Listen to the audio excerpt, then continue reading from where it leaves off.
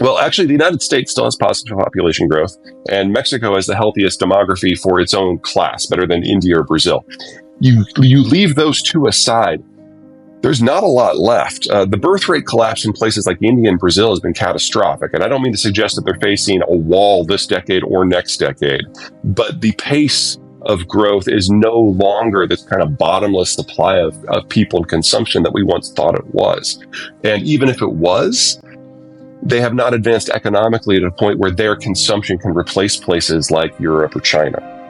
They're in a position where there's no real clear path forward, so I don't want to say one particular path is the one that will or won't work, because none of them really will. The headline in specific, the idea is that China did Belt and Road, and during COVID, they went and told everybody that these were all loans. And everyone's like, no, these were all totally grants. And the only country that tried to pay them back was Sri Lanka, and we know how that went. The Africans literally laughed the Chinese delegations out of the room when the Chinese asked to be paid back. So, that was $1 trillion wasted. The way I would phrase it isn't so much break legs. Like, people are only, if you pay people to be your friends, they're only your friends as long as you pay them. Taking a harsher stance with these countries is just sure to tank relations. I would say that the warrior wolf diplomacy has done a great job of that already. But there's no country or series of countries that the Chinese can threaten to get what they want. There's also no country or series of countries that they can invade and conquer to get them what they need. They need a bottomless supply of foreign technology and a bottomless supply of foreign consumption. And politically, that was always questionable, but now technically it's no longer even possible.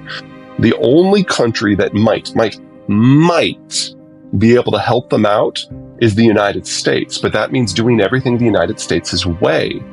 And I would even argue that with demographic decline around the world, even if China were to roll over and show the United States its belly, I'm not sure the United States any longer has the capacity to provide the scale of assistance that would help a system that has become as stilted and broken as the Chinese system is internally. I mean, this is a country where Enron-style investment has existed over an order of magnitude higher than it did in the United States, where every economic sector is teeter on the brink of financial dissolution by the way we understand financial rules. It's the world's most dependent country in terms of imports and exports. It's completely dependent on energy imports and raw material exports. And at the end of the day, it has to sell to the American consumer. It's like, I'm not sure we could help if we wanted to.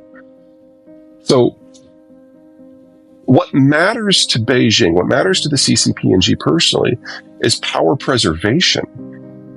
And economic growth is no longer part of that conversation. It's about the politics, it's about the security lockdown, it's about setting the narrative. And to a degree, does that make China more dangerous? Certainly. But it also means that no matter what they do, China as an internationally diverse, economically wired country is not long for this world. And that means it's all going to be different for everyone in the not too distant future. I'm going to go out on a limb here. I'm kind of the minority in my world that I really think that the chances of a Taiwan war are low. The way that the Chinese look at this is they've always considered the Russians to be a useful idiot. And if they're thinking of doing something that's going to stir the pot, they kind of nudge the Russians to try it first to see how it goes. And the Taiwan war would fall into that category. So they saw the Ukraine war as a useful proxy. And it hasn't gone the way that they thought. So, number one, they thought the war would be physically easy because, you can walk to Kiev, and the Ukrainians have only been preparing for 8 years. Well, you got to swim to Taipei, and the Taiwanese have been preparing for 45. And so when the war in Ukraine got bogged down, like, crap, assumption one gone. Assumption number two, they thought the Russian weapons were great, so they cloned them. They stole the IP just like they have for everybody else, and cloned $3 trillion worth of them. And they're now having some very, very serious buyer's remorse, although I guess it would be theft remorse. So, assumption two gone. Assumption three is that everyone will just get over it. Well, we now have the most robust sanctions regime in history on the Russians. And it would be a lot worse for China because Russia is a massive exporter of food and energy. China is the world's biggest importer of both. But I think what has really terrified the Politburo are the boycotts. Because here you have private citizens and companies who, without prodding from their governments, have just walked away from, $500 billion of sunk costs. There is no Chinese economic system without international trade, foreign technology, and market access. And the idea that Halliburton has left Russia on moral grounds. There is no moral cover for anyone who wanted to stay in Russia. And the Chinese look at their system like, they were doing a genocide long before the Russians started. This is a country that isn't a democracy. This is a country that cracks down on protesters. This is a country with a horrible record of social management. There's a lot more places for Western ideology to kind of get their claws into if you really want to take it down. And they now know that the West is perfectly capable of doing it. I don't think there'd be a lot. One of the things we saw with the Russians, and when they tried to move away from the dollar and the euro, they went into whatever currency was available. And honestly, there weren't a lot left at that point. But they did put about $250 billion, if memory serves, into the yuan. And then when they tried to cash it in later, the Chinese were like, nope, we don't want that back. And so the Russians have been forced to move back into the euro and the dollar, just do it really quietly, because there just aren't a lot of options. And then, of course, they fly around a lot of gold. That's really their most reliable way of getting around sanctions. So there's not a lot of options.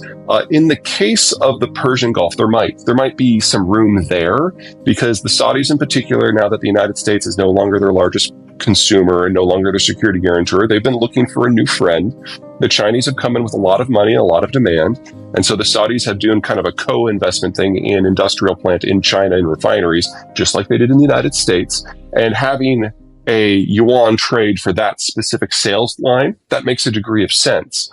But keep in mind that if there is a conflict that involves China and the United States, no ships will be coming and going from China. So the Saudis know full well that if you are involved in a hot war with the United States, your tankers don't go there. And so there would be no point in a hot war scenario for the Saudis to do that. Yeah, in a hot war scenario, we are talking about the deindustrialization of the Chinese system and famine within a year, because this is a country that imports 75% of its energy and 75% of the inputs that allow it to grow its own food.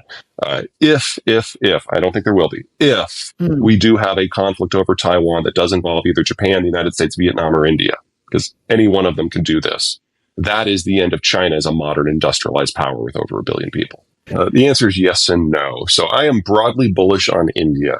It's set apart from most of the world's problems. It's the first stop on the shipment route from Persian Gulf to the oil markets of Asia. It's never going to have an energy crisis.